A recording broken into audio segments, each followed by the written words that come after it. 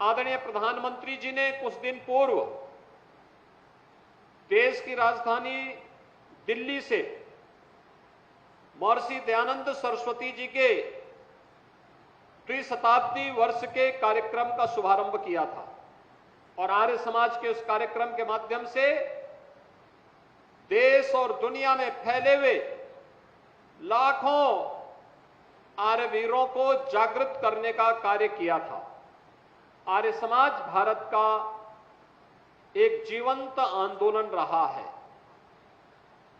हर आंदोलन की शुरुआत कौन कर रहा है और उस आंदोलन के साथ चलने वाले सारथी कौन है, आंदोलन की दिशा उससे तय होती है और उसके परिणाम भी उसी से तय होते हैं। जब मैं आर्य समाज की बात करता हूं तो मुझे देश की आजादी के आंदोलन की याद भी आने लगती है। भारत के इतिहास का स्मरण होने लगता है। हम जब आर्य समाज की बात करते हैं, एक उस कालखंड में निर्भीकता के साथ कार्य करना कितना कठिन रहा होगा, जब ब्रिटिशर के द्वारा, अंग्रेजों के द्वारा भारत के अंदर तुष्टीकरण की नीतियों को थोपने का कार्य हो रहा होगा और तब आर्य समाज वैदिक धर्म की बात कर रहा हो, चारों वेदों की बात कर रहा हो, कितना कठिन रहा होगा। एक तरफ मुगल कालखंड में हुए धर्मांतरण के अनैतिक कार्यों को और ब्रिटिश कालखंड में भी धर्मांतरण के अनैतिक कार्यों को जवाब घर वापसी के कार्यक्रम के माध्यम से जब आर्य समाज दे रहा होगा, कितना कठिन रहा होगा। छुआछूत के खिलाफ एक अभियान चलाने का कितना कठोर निर्णय उस समय रहा होगा, जिसको समाज ने स्वीकार किया और देखते ही देखते भारत का एक बड़ा भूभाग, यहां तक कि आप चले जाइए कराची तक, वहां पर भी आर्य समाज का वही बोलबाला था जो आपको बस्ती में सुनाई देता है। शिक्षा के क्षेत्र में हमें शिक्षा को संस्कारों के साथ जोड़ना है और शिक्षा को आधुनिकता के साथ जोड़ना है। यह सोच भी महर्षि दयानंद सरस्वती जी की थी। याद करिए डीएवी की संस्थाओं को जो बाद में आर्य समाज ने आगे बढ़ाया था, कितना डीएवी की संस्थाएं एक समय देश की सबसे प्रतिष्ठित शिक्षण संस्थानों में माना जाता था और उसका कार्य का शुभारंभ ही होता था जिसको आज हम मॉर्निंग असेंबली कहते हैं।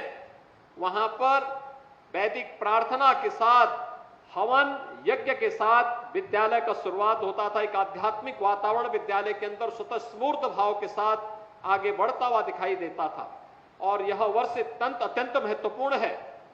ऐसे युग दृष्टा ऋषि महर्षि दयानंद सरस्वती जी के 200वीं जयंती के कार्यक्रम के साथ पूरा भारत जुड़ रहा है, आर्य समाज के इस प्रणेता को नमन कर रहा है। तो दूसरी ओर आर्य समाज की स्थापना का भी अगले वर्ष से 150वां वर्ष प्रारंभ होने जा रहा है। 150 वर्षों की इस यात्रा में हमने क्या पाया को क्या खोया।